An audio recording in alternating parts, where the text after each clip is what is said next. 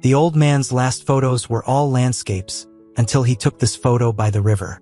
Arthur's days had settled into a rhythm as predictable and quiet as the ticking of the grandfather clock in his hallway. Each morning, the sun, filtered through the lace curtains of his bedroom window, would paint the same patterns on the worn floral wallpaper. He'd rise, slowly, his joints protesting with a chorus of creaks and pops, and make his way to the kitchen. The same routine. A cup of weak coffee, 2 slices of toast with marmalade, a habit Evelyn had instilled in him, and the morning newspaper, which he read more out of habit than genuine interest. The house, a modest 2-story colonial in a quiet suburb of Scranton, Pennsylvania, was filled with the ghosts of memories. Every object held a story, a whisper of a life lived with Evelyn, his beloved wife, gone these past 5 years. Her absence was a palpable void, a silence that echoed through the rooms. He often found himself talking to her, narrating his day, sharing a small observation, just as he had when she was alive. He knew it was a habit born of loneliness, but it brought him a small measure of comfort. Arthur was 82, his body a testament to the passage of time. His hands, once strong and steady, now trembled slightly, the skin thin and papery, crisscrossed with a roadmap of blue veins. His eyes, once a vibrant hazel, were now faded, veiled by a perpetual mist that made the world seem slightly out of focus. He moved with a deliberate slowness, relying on a worn wooden cane with a brass handle, a gift from Evelyn on their 40th anniversary. He spent his afternoons in his small garden, tending to the roses that Evelyn had so lovingly cultivated. The roses were a riot of color in the summer, but now, in the late autumn, they were mostly dormant, their bare branches reaching towards the sky like skeletal fingers. He'd prune them carefully, talking to them as he worked, imagining Evelyn beside him, offering advice and sharing a smile. One afternoon, while cleaning out the attic, a task he'd been putting off for years, he stumbled upon a dusty old box tucked away in a corner. He knelt down, his knees protesting, and pulled it out. The cardboard was brittle and faded, the tape peeling at the edges. He opened it carefully, a cloud of dust motes dancing in the single shaft of sunlight that pierced the attic's gloom. Inside, nestled amongst old letters, photo albums, and other forgotten treasures, was a camera. Not just any camera, but his old Leica M3, the one he'd used throughout his youth and early adulthood, the one Evelyn had gifted him on his 25th birthday. It was a beautiful piece of machinery, solid and weighty in his hands, the black leather worn smooth with years of use. He remembered the day Evelyn gave it to him, the excitement he'd felt, the countless hours they'd spent together, exploring the world through its lens. He lifted the camera to his eye, instinctively framing a shot of the dusty attic window. The viewfinder was surprisingly clear, the rangefinder patch still sharp. He could almost hear the satisfying click of the shutter, even though the camera was empty. A wave of nostalgia washed over him, so intense it almost brought him to his knees. He remembered the trips they'd taken, the landscapes they'd captured, the portraits he'd taken of Evelyn, her radiant smile frozen in time. He sat there in the dust for a long time, lost in memories. The camera felt like a link to a past that was both achingly beautiful and painfully distant. He thought of all the photographs he'd taken, the moments he'd captured, the stories he'd told. And then, a thought, a small spark of an idea, flickered in his mind. He hadn't used the camera in decades. He hadn't even thought about photography in years. But now, holding it in his hands, he felt a sudden urge, a desire to capture something one last time. He knew his time was limited. He could feel it in his bones, in the increasing weakness of his limbs, in the shortness of his breath. He wanted to leave something behind, a final testament to his life, to his love for Evelyn, to the beauty he still saw in the world, even through his fading eyes. He found a roll of film, surprisingly, tucked away in a small compartment in the camera case. It was old, probably expired, but he decided to take a chance. He carefully loaded the film into the camera, the familiar movements coming back to him with surprising ease. The click of the film advancing, the whir of the rewind lever, were like a forgotten melody, stirring something deep within him. He knew he wouldn't be able to venture far. His strength was waning, and his stamina was limited. But he could still explore the familiar corners of his world, the places that held meaning for him. He could capture the light, the shadows, the textures, the small details that most people overlooked. He could create one last album, a final farewell. It was a bittersweet thought, a mixture of sadness and determination. But it was a purpose, a reason to get up in the morning, a reason to keep going. And for Arthur, that was enough. He blew the dust off the lens and set it gently on the nearby box. He decided that tomorrow, his last photographic journey would begin. The next morning, Arthur woke with a sense of purpose he hadn't felt in years. The usual aches and pains seemed less intrusive, overshadowed by the anticipation of his photographic expedition. He ate his breakfast with a renewed appetite, even adding a bit of strawberry jam to his toast, a small indulgence he usually reserved for special occasions. He dressed carefully, choosing a comfortable pair of corduroy trousers, a warm sweater, and his favorite tweed jacket, the one with the leather elbow patches that Evelyn had sewn on years ago. He packed his camera bag with extra film, even though he doubted he'd use it, a small notebook and pen, and a thermos of coffee. He slung the bag over his shoulder, grabbed his cane, and stepped out into the crisp autumn air. His first destination was Elmwood Park, a place that held countless memories. It was where he and Evelyn had their first picnic, where they'd spent countless Sunday afternoons reading under the shade of the ancient oak trees, where he'd proposed to her, kneeling on the grass with a ring he'd saved up for months to buy.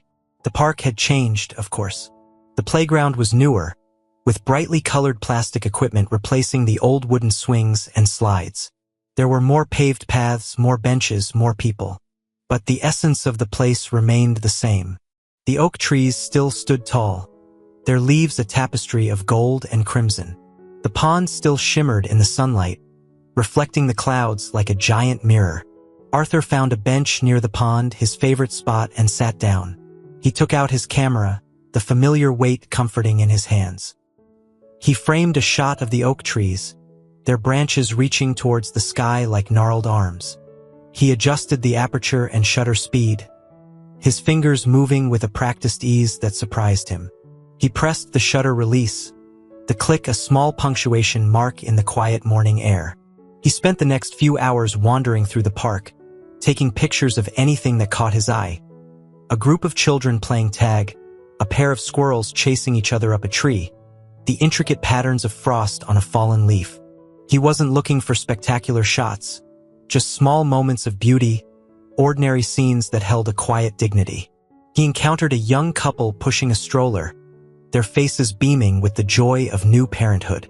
They reminded him of himself and Evelyn so many years ago. He smiled at them, and they smiled back, a brief exchange of warmth and understanding. Later, he visited the town square, the heart of Scranton. The old courthouse, with its imposing clock tower, still stood proudly, a symbol of the town's history. The shops lining the square had changed, the familiar names replaced by new ones, but the atmosphere remained the same. A sense of community, of shared history. He found Mr. Henderson, owner of a small hardware store, and one of the only shopkeepers who he still recognized. They were sat outside his shop together, and Arthur gladly joined. "Arthur, haven't seen you around for a while," he said, a friendly smile on his wrinkled face. "Just been keeping to myself, Mr. Henderson. Thought I would take a stroll through town for old time's sake. How's business?" "Oh, same old, same old. Can't complain. Though these big chain stores are making it harder and harder to compete. Still, we get by. Got to keep the old traditions alive." Arthur nodded in agreement, admiring Mr. Henderson. Arthur took a picture of the courthouse, the clock tower silhouetted against the afternoon sky. He then went inside the old bookstore, a place he and Evelyn used to frequent. The smell of old paper and leather filled his nostrils, a comforting aroma that transported him back in time. He browsed the shelves, running his fingers over the spines of the books, remembering the countless hours he and Evelyn had spent lost in their pages. He bought a small volume of poetry, a collection of Robert Frost's work, a poet they both admired. He tucked it into his camera bag, a small treasure to savor later. As the day wore on, Arthur began to feel the strain of his exertions. His legs ached, his back was stiff, and his hands trembled more noticeably. He struggled a bit with the camera, his fingers fumbling with the controls, his eyesight blurring at times. He felt a pang of frustration, a reminder of his limitations. But despite the physical challenges, he felt a sense of satisfaction, a quiet joy in reconnecting with his past, with his passion. He was seeing the world through new eyes, or rather, through old eyes, rekindled with a spark of creativity. He was capturing not just images, but memories, emotions, a sense of the enduring beauty of the world, even in its faded and weathered state. He returned home as the sun began to set, casting long shadows across the streets. He was tired, but it was a good kind of tired, the kind that comes from a day well spent. He made himself a simple supper, a bowl of soup and a slice of bread. He ate it slowly, savoring each bite, his mind filled with the images he'd captured. He looked at the old Leica, sitting on the table beside him. It was more than just a camera. It was a companion, a confidant, a link to his past and a window to his present. He was grateful for it, for the unexpected gift it had given him. A renewed sense of purpose, a reason to keep going one photograph at a time. He knew he wouldn't be able to do this forever. But for now, for this brief moment, he was a photographer again. And that was enough. He felt a tear roll down his cheek, a mixture of sadness and gratitude. He wiped it away with the back of his hand, a small gesture of acceptance and resilience. He was ready for whatever tomorrow might bring. The following days settled into a similar pattern. Arthur would choose a location, pack his camera bag, and venture out, exploring the familiar landscapes of his past. He visited the old mill by the creek, where he and Evelyn used to go for walks, the abandoned train station, where they'd once embarked on a memorable trip to New York City, and the local cemetery where Evelyn was buried. At the cemetery, he stood before her gravestone, a simple granite marker engraved with her name and the dates of her birth and death. He placed a single red rose on the grave, a gesture he repeated every week. He talked to her, telling her about his photographic project, about the kitten he was about to find, about how much he missed her. He didn't expect an answer, but the act of speaking to her, of sharing his thoughts and feelings, brought him a measure of comfort. He took a picture of the gravestone, the rose a splash of color against the gray granite. It was a somber image, but it was also a testament to his enduring love, a way of keeping her memory alive. One afternoon, he decided to visit the Lackawanna River, a place he hadn't been to in years. It was a bit of a drive, further than he usually ventured, but he felt drawn to it, a feeling he couldn't quite explain. He remembered fishing there with his father as a boy, the thrill of catching his first trout, the peacefulness of the flowing water. He packed a lunch, a sandwich, an apple, and a thermos of coffee, and set off in his old Buick, a car he'd meticulously maintained over the years. The drive was scenic, the road winding through rolling hills and past farms with fields of golden hay. The autumn colors were at their peak, the trees a blaze of red, orange, and yellow. He arrived at the river in the late afternoon. The sun was already beginning to dip below the horizon, casting a warm golden light on the water. He found a spot on the bank, a small clearing overlooking a bend in the river. He set up his camera on a tripod, hoping to capture the sunset. The air was still and quiet, the only sounds the gentle lapping of the water against the shore and the occasional call of a bird. He sat on a fallen log, sipping his coffee and enjoying the peace and solitude. He felt a sense of contentment, a feeling he hadn't experienced in a long time. He watched the sunset, the sky transforming into a canvas of vibrant colors. He took several pictures, experimenting with different exposures and compositions. He was lost in the moment, absorbed in the beauty of the scene. As the light began to fade, he heard a faint sound, a high-pitched mewling. At first, he dismissed it as the cry of a bird, but it persisted, growing slightly louder. He scanned the riverbank, but saw nothing. The mewling came again, closer this time, He stood up, his heart beating faster. He followed the sound, his eyes searching the water's edge. And then he saw it. A small, bedraggled creature was clinging to a piece of driftwood, floating precariously in the river. It was a kitten, a tiny ginger ball of fur, its eyes wide with fear. It was struggling to stay afloat, its tiny paws paddling desperately against the current. Arthur's instincts kicked in. He knew he had to act fast. He discarded his cane, forgetting his aching joints, and waded into the cold water. The riverbed was rocky and uneven, and he stumbled several times, his shoes filling with water. The current was stronger than he expected, pulling at his legs. He reached the kitten, his hands trembling with a mixture of cold and adrenaline. He carefully scooped it up, cradling it in his arms. The kitten was shivering violently, its fur soaked and matted. It let out a weak cry, a sound that pierced Arthur's heart. He made his way back to the shore, his legs numb with cold. He wrapped the kitten in his jacket, holding it close to his chest, trying to warm it with his body heat. He sat down on the log, his breath coming in ragged gasps. He examined the kitten more closely. It was a tiny thing, no more than a few weeks old. Its ginger fur was streaked with mud and dirt. Its eyes, a bright green, were filled with a mixture of fear and exhaustion. But despite its ordeal, it was alive.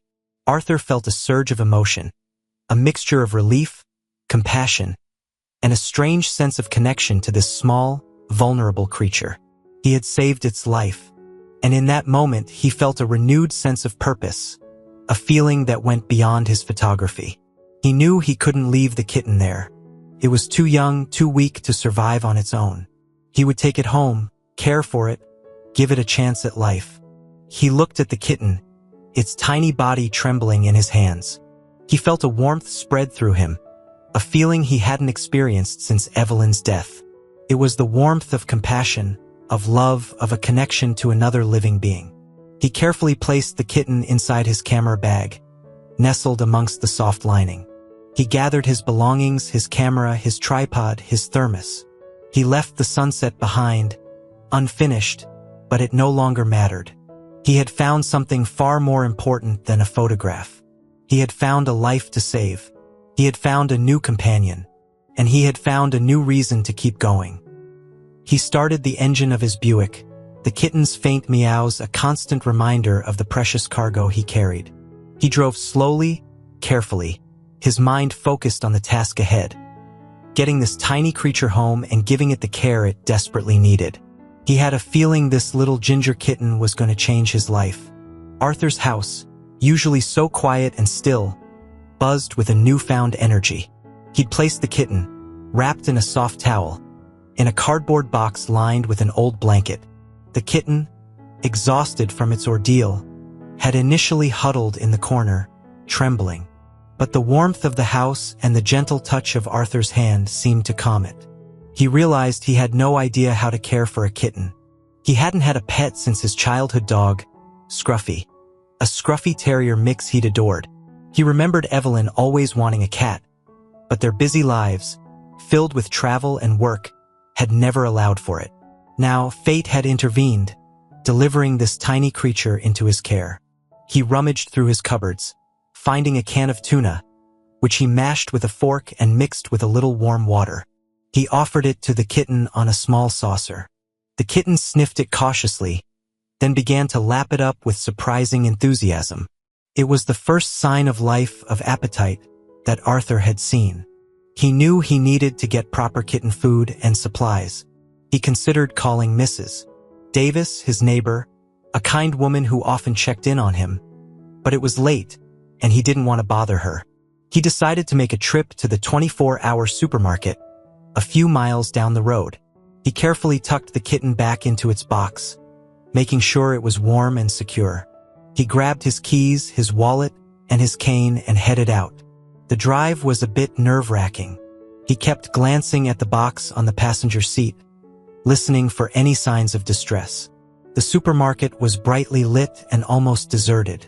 He felt a bit out of place, an old man in his tweed jacket, pushing a shopping cart filled with kitten supplies. Kitten milk replacer, a small bottle with a nipple, kitten food, both wet and dry, a litter box, and even a few toys. He felt a flicker of amusement at himself, a picture of domesticity he hadn't embodied in years. He returned home, feeling a sense of accomplishment. He prepared the kitten milk replacer, warming it slightly, and filled the tiny bottle. He gently coaxed the kitten to suckle, and after a few hesitant attempts, it latched on, feeding with a fierce determination. Arthur watched, mesmerized. He felt a deep sense of satisfaction, a feeling of nurturing and caring that he hadn't realized he'd been missing. He stroked the kitten's soft fur, feeling the tiny body vibrate with purrs. It was a sound that filled the silence of his house, a sound that warmed his heart. He decided to name the kitten Rusty. The name had popped into his head, seemingly out of nowhere. He remembered a ginger cat that used to roam his neighborhood when he was a boy, a friendly, independent creature he'd always admired. The name felt right, a tribute to a forgotten memory and a perfect fit for this little survivor. He made a makeshift bed for Rusty in a corner of the living room, using a soft blanket and a few old towels. He placed the litter box nearby, hoping Rusty would instinctively know what to do. He watched as Rusty explored its new surroundings, sniffing cautiously at the unfamiliar objects. The next few days were a blur of feedings, cleanings, and naps. Arthur discovered a whole new rhythm to his life, centered around the needs of this tiny creature. He learned to anticipate Rusty's cries, to decipher the subtle differences between a hungry meow and a playful one. He cleaned the litter box, marveling at the efficiency of a kitten's digestive system. Rusty, initially shy and hesitant, began to blossom. It started to play, batting at the toys Arthur had bought, chasing imaginary prey across the living room floor. It would climb onto Arthur's lap, purring contentedly, kneading its tiny paws into his sweater. It would follow him around the house, its tiny legs struggling to keep up with his slow pace. The house felt different. It was no longer a museum of memories, but a home, filled with life and laughter. The silence was broken by the sounds of Rusty's purrs, its playful meows, the gentle clinking of its food dish. Arthur found himself smiling more, talking to Rusty, sharing his thoughts and feelings, just as he had with Evelyn. He realized that Rusty wasn't just a pet. It was a companion, a friend, a source of unconditional love. It didn't judge him, it didn't care about his age or his infirmities. It simply accepted him as he was, offering its affection and its playful energy in return. One afternoon, Mrs. Davis, his neighbor, stopped by to check on him. She'd seen him at the supermarket, his cart filled with kitten supplies, and her curiosity had been piqued. "Arthur, what's all this I hear about a kitten?" she asked, her eyes twinkling with amusement. Arthur proudly introduced her to Rusty, who was napping in a sunbeam on the living room rug. Mrs. Davis was instantly smitten. She cooed over Rusty, admiring its ginger fur and its bright green eyes. "He's a little darling, Arthur," she said. "You've done a wonderful thing, rescuing him." Arthur smiled, feeling a warmth spread through him. He told Mrs. Davis the story of how he'd found Rusty, his voice filled with emotion. "He's given me a new lease on life, Mrs. Davis," he said. "I haven't felt this happy in years." Mrs. Davis nodded understandingly. "Animals have a way of doing that, don't they? They fill the empty spaces in our hearts." She offered to help Arthur care for Rusty, sharing her own experiences with pets. She brought over a few of her old cat toys, a scratching post, and a bag of catnip. Rusty went wild for the catnip, rolling around on the floor in a state of blissful ecstasy. Arthur watched, laughing, his heart filled with joy. He realized that Rusty hadn't just filled the empty spaces in his heart. It had also opened up new connections to the world around him. It had brought him closer to Mrs. Davis, creating a bond of shared affection for this tiny creature. He knew that his life was still winding down, that his time was limited. But Rusty had given him a precious gift, a reason to savor each day, to find joy in the small moments, to appreciate the simple beauty of life. And for that, he was eternally grateful. He looked at Rusty, curled up asleep on his lap, its tiny body rising and falling with each breath. He stroked its soft fur, feeling the warmth of its presence. He was no longer alone. He had Rusty, and that was all that mattered. Arthur's camera, which had initially spurred his renewed engagement with the world, now found a new subject: Rusty. The landscapes, the buildings, the remnants of his past still held a place in his heart, but Rusty had become his primary muse, his inspiration. He began photographing Rusty in every conceivable pose and situation. Sleeping curled up in a ball, pouncing on a toy mouse, batting at a dangling string, peering out the window with curious eyes, grooming its fur with meticulous care. He captured the kitten's playful energy, its moments of quiet contemplation, its sheer, unadulterated joy in being alive. The photographs of Rusty were different from his earlier work. They were infused with a sense of intimacy, of tenderness, of a deep connection between photographer and subject.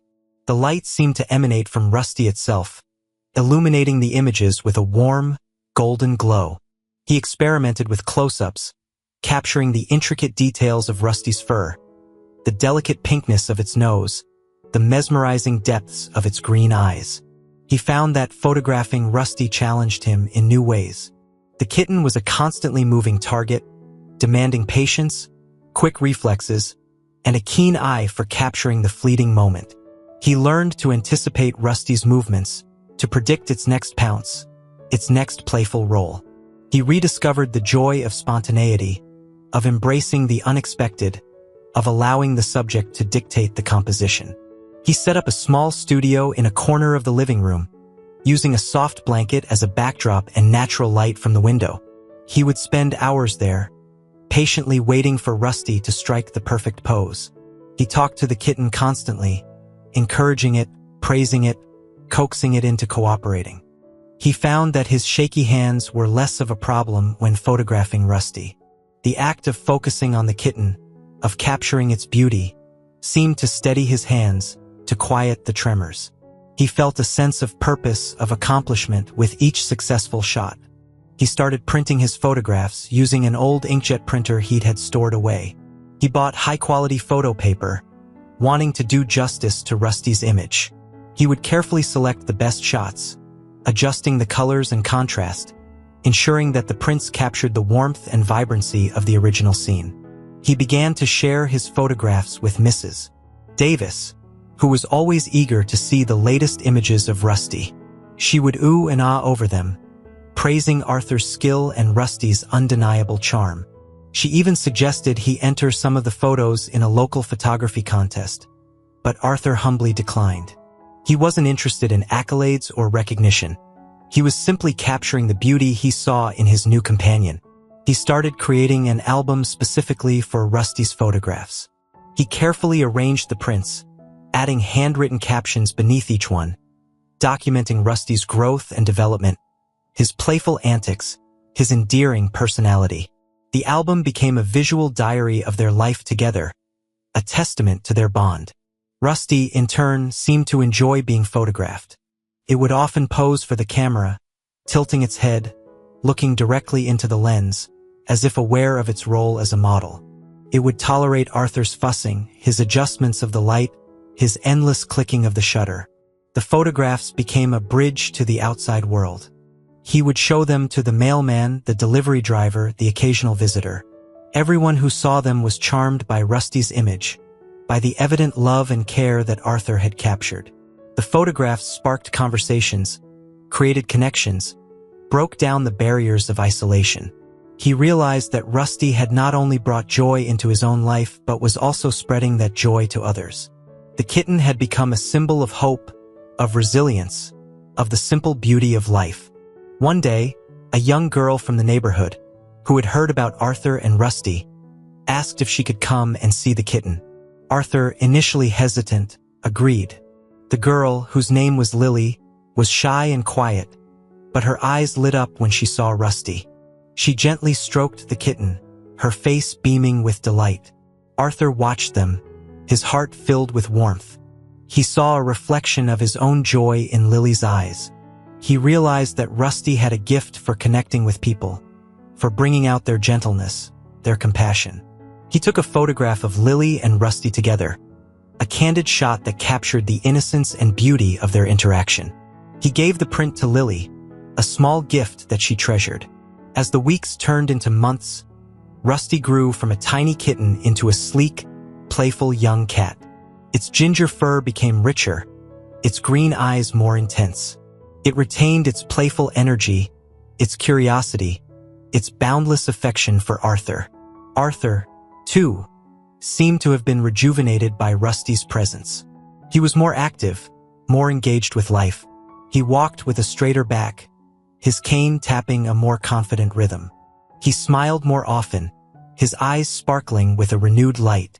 He knew that Rusty had saved him, not just from loneliness, but from despair.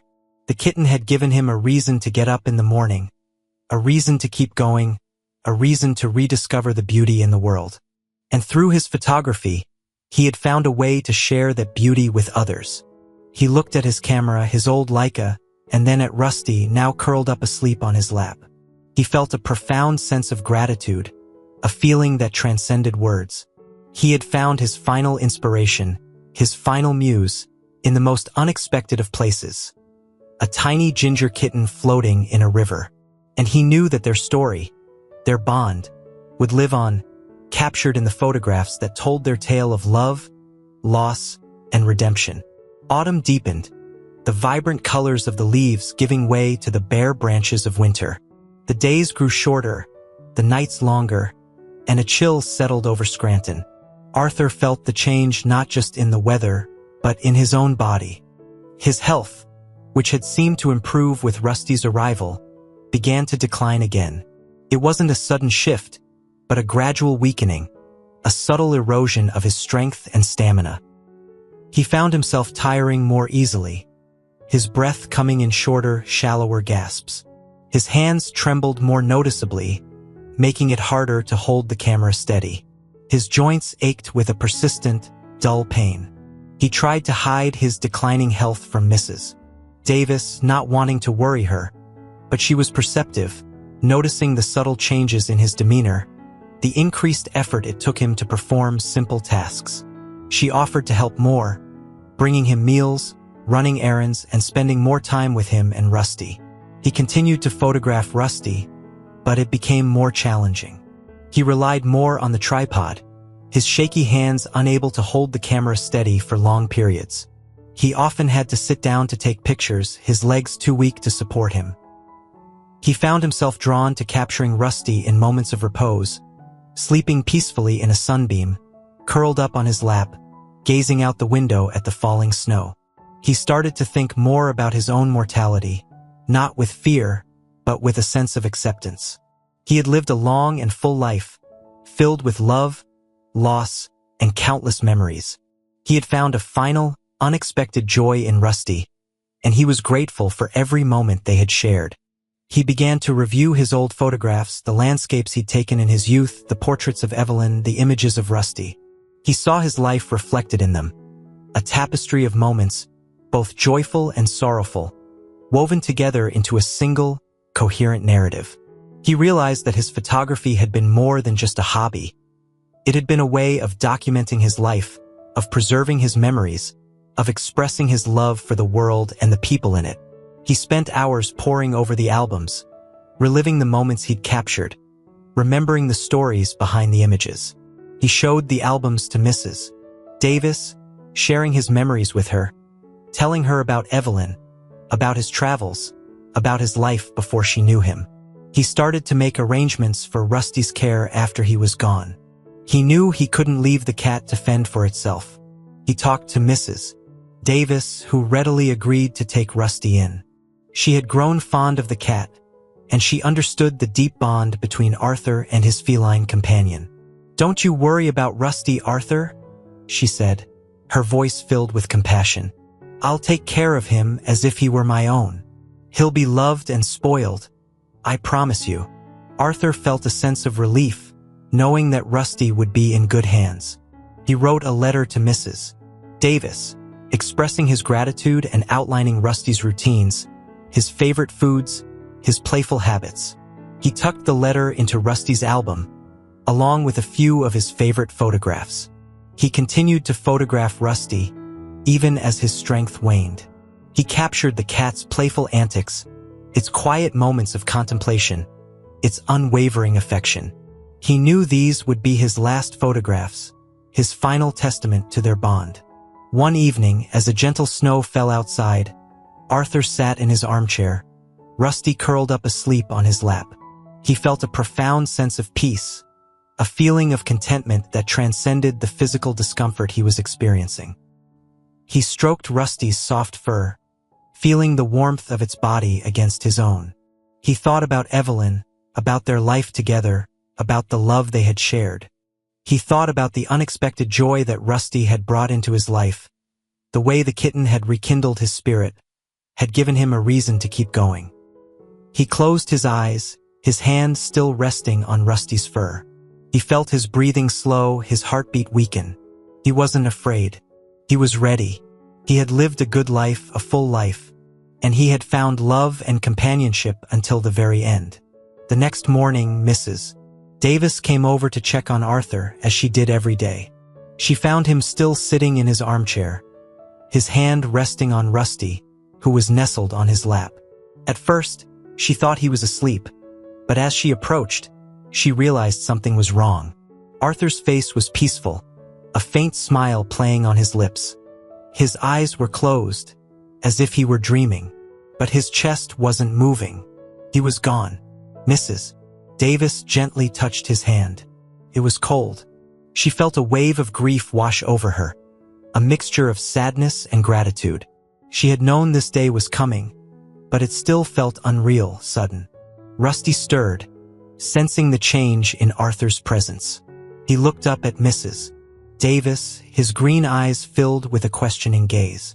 He let out a soft meow, a plaintive sound that echoed through the quiet house. Mrs. Davis carefully lifted Rusty from Arthur's lap. The cat snuggled against her, seeking comfort.